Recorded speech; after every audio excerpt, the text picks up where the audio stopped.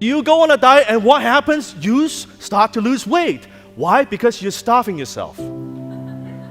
You don't eat anything white, you don't eat anything sweet, no more chocolate, no more candy, no more French fries, no more soda, because you believe they make you fat. But that's not what makes you fat. It's your self-image that makes you fat. You see, when a person who's overweight goes on a diet without altering their self-image, any weight loss will be temporary. That's why you see people gain and lose a ton in their lifetime. Look at Oprah. See, whatever you lose, you're automatically programmed to find whatever that is lost. When you step on the scale, when you start to lose weight, you look at the scale, that's not really me. Not consciously, but subconsciously. That's not who I am. I don't deserve this.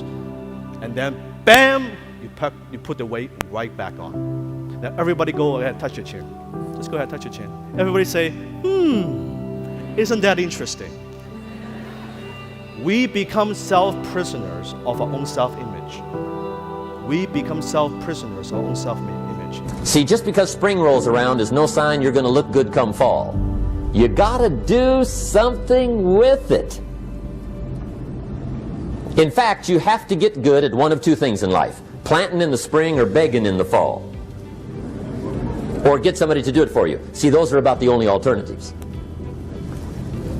Now here's what else you must do. Take advantage of the springs quickly, because there's only a few. Just a handful of springs have been handed to each of us. They don't come forever. Life is fairly brief. So you got to read every book you can get your hands on what to do with your springs while they're here. And take advantage, they soon run out. Whatever you've done up to this point, all that it really is a duplication, it's a reproduction of what you believe subconsciously that you deserve and what's possible for your life.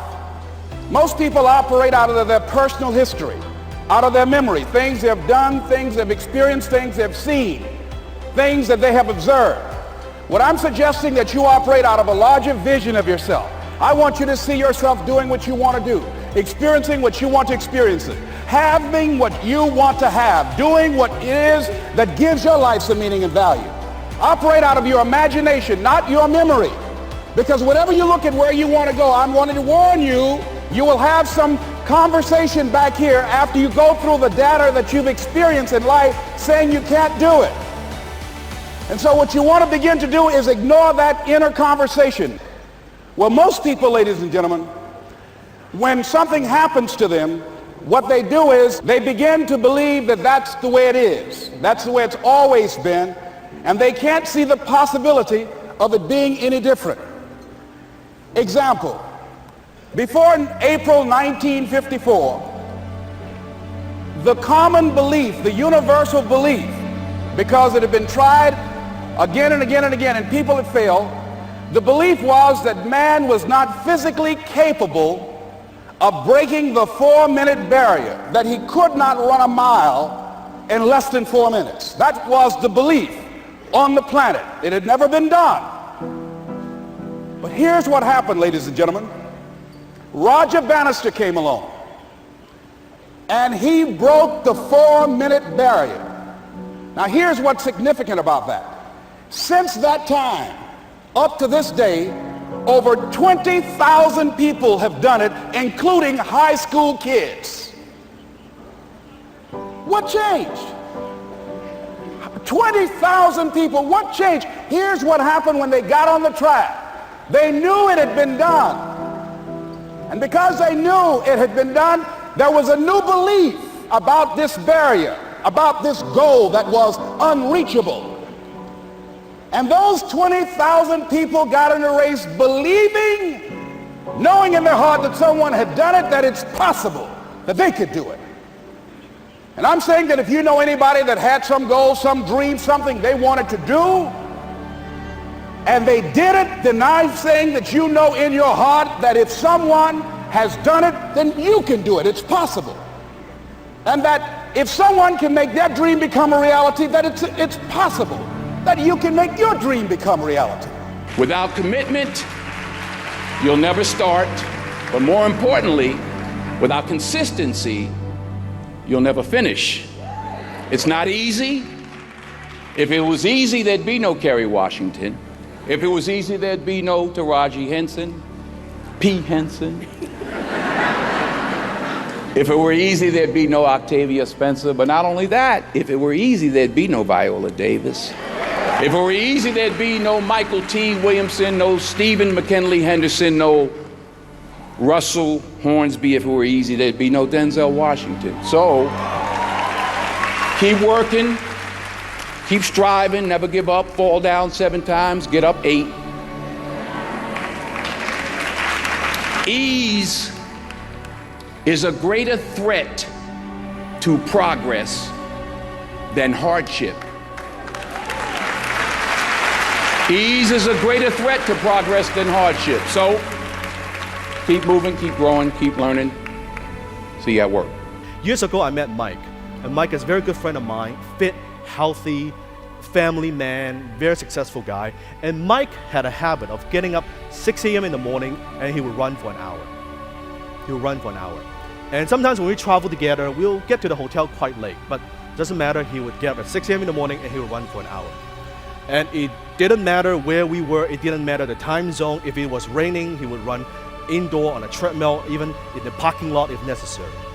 And in fact, he never ever missed a single day in 11 years. Now, during that time, sometimes he was sick, sometimes there was an emergency, but he never ever missed a single day. And one day I couldn't help, and I said, Mike, how do you develop such discipline? What gives you this kind of motivation to get up 6 a.m. in the morning and run? Like, what is your secret? He simply said, Dan, I'm a runner, so I run. I'm a runner, so I run. See, the source of Mike's motivation didn't come from his self-discipline. It didn't come from his willpower. It came from the self-image of himself as a runner. As a runner. Here's a simple truth. We all act consistent with who we believe we are. We all act consistent with who we believe we are. So why great ideas alone are not enough? As you run toward your dream, it's necessary that you have goals, that you write those goals down, that you plan, that you think constantly of how you can begin to improve what it is that you're doing. If it's your presentations, if it's your recruiting skills, whatever that is, it's also necessary that you look for ways to always find a way to pull it out when everybody else thinks that you are defeated. That you've got to take personal responsibility to know that in order to become successful, you've got to make it your personal business to do it. But the next thing, ladies and gentlemen, I want to share with you that some of you already know that it's hard. It's not easy. It's hard changing your life. It was hard when just over 3 years ago in the Penobscot building in Detroit, Michigan, where I was operating my business, and I fell on some hard times, and I was sleeping in my office. It was hard coming into the lobby, and the security said, "Excuse me, Mr. Brown, can we see you for a moment?" And I said, "Yes," and I walked up to the counter, and he gave me an envelope. And he said, "Would you mind reading it here?" And I opened the envelope, and the envelope was from management that said, "This is an office tower. It's not a hotel. Please do not sleep in your office." And I said, "Excuse me, sir." I said, "I just work long hours in creating my business. I'm an entrepreneur. And right now things are bad for me, but they're not going to be this way always. And I just asked for the opportunity to continue to operate like I'm doing. I'm not trying to make this my home." And it was hard coming through the lobby. And sometimes they would laugh. There's a guy talking about becoming successful. And look at it. He's bathing in the bathroom upstairs on the 21st floor. He sleeps on the floor. Him and 2 other dreamers up there. Look at him. It was hard, ladies and gentlemen, coming to speak to people. And I was facing financial difficulties in my own life. I was behind on my bills and my dreams, and I'm saying to them, you can live your dreams.